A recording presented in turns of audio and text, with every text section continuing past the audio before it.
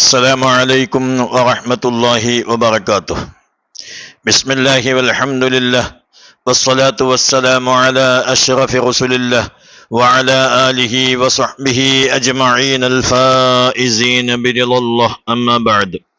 പ്രിയ മുഅ്മിനീങ്ങളെ, നാം എല്ലാവരും സ്വർഗം ആഗ്രഹിക്കുന്നവരാണല്ലോ.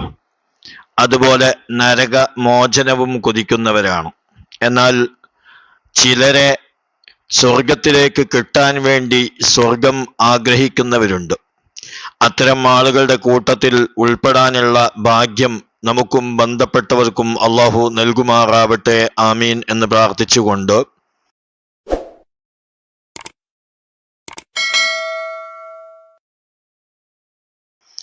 അതിന് നാം എന്താണ് ചെയ്യേണ്ടത്, എന്താണ് ദുആ ചെയ്യേണ്ടത് എന്നൊക്കെ മനസ്സിലാക്കി ദിവസവും 2 നേരം ജീവിതത്തിൽ അത് പകർത്താൻ ശ്രമിക്കുക. അല്ലാഹു തആല അതിനുള്ള ഭാഗ്യവും നമുക്ക് നൽകുമാറാവട്ടെ എന്ന് ദുആ ചെയ്യുകയാണ്. ബഹുമാനപ്പെട്ട ഹബീബായ പ്രവാചകർ സല്ലല്ലാഹു അലൈഹി വസല്ലമ തങ്ങളും അബൂദറുൽ ഗിഫാരി റളിയല്ലാഹു തആല അൻഹുവും ഒരു സദസ്സിൽ ഇരിക്കുന്ന സമയത്ത് ബഹുമാനപ്പെട്ട മലക്ക് ജിബ്രീൽ അലൈഹി സ്വലാത്തു വസ്സലാം അവിടത്തേക്ക് വന്നു.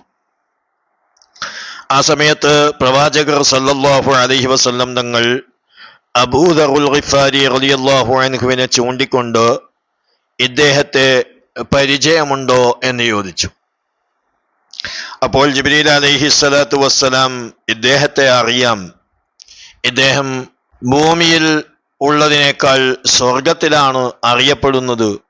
അബൂദറുൽ ഗിഫാരി റളിയല്ലാഹു അൻഹു എന്ന് പറയുന്ന ഇദ്ദേഹത്തെ പരിചയമില്ലാത്ത ഒരൊറ്റ മലക്കും ആകാശലോകത്തോ ഭൂമി ലോകത്തോ ഇല്ല.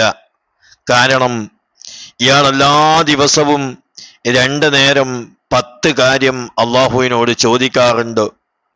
അത് കേൾക്കാൻ വേണ്ടി മലക്കുകൾ മുഴുവനും എല്ലാ ദിവസവും പ്രതീക്ഷയോടെ കാത്തു നിൽക്കാറും ഉണ്ട്. ഇദ്ദേഹം മലക്കുകൾക്ക് അത്ഭുത പ്രതിഭയാണ്.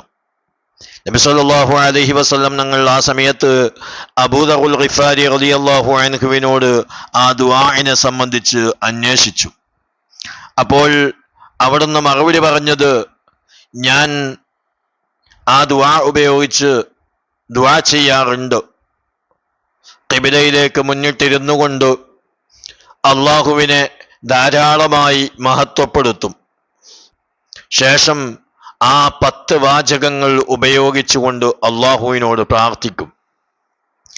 അല്ലാഹുമ്മ ഇന്നി അസ്അലുക ഈമാനൻ ദായിമാ വഅസ്അലുക ഖൽബൻ ഖാശിആ വഅസ്അലുക ഇൽമൻ നാഫിആ വഅസ്അലുക യഖീനൻ സാദിഖാ വഅസ്അലുക ദീനൻ ഖയ്യിമാ വഅസ്അലുകൽ ആഫിയത മിൻ കുല്ലി ബലിയ്യ വഅസ്അലുക തമാമൽ ആഫിയ وأسألك دوام العافية وأسألك الشكر على العافية وأسألك الغنى عن الناس എന്ന ഈ ദുആ ആണ് ഞാൻ ദുആ ചെയ്യാറുള്ളത് എന്ന് ഹബീബായ പ്രവാചകർ സല്ലല്ലാഹു അലൈഹി വസല്ലം തങ്ങളോട് പറഞ്ഞപ്പോൾ ജിബ്രീൽ അലൈഹി സ്വലാത്തു വസ്സലാം പറയുകയാണ്, വല്ലാഹി സത്യം, ഈ ദുആ കൊണ്ട് ആരെങ്കിലും എല്ലാ ദിവസവും ദുആ ചെയ്യുകയാണെങ്കിൽ അവൻ ചെയ്ത ദോഷങ്ങൾ കടൽ തിരമാലയിലെ നുരയേക്കാൾ കൂടുതൽ അല്ലെങ്കിൽ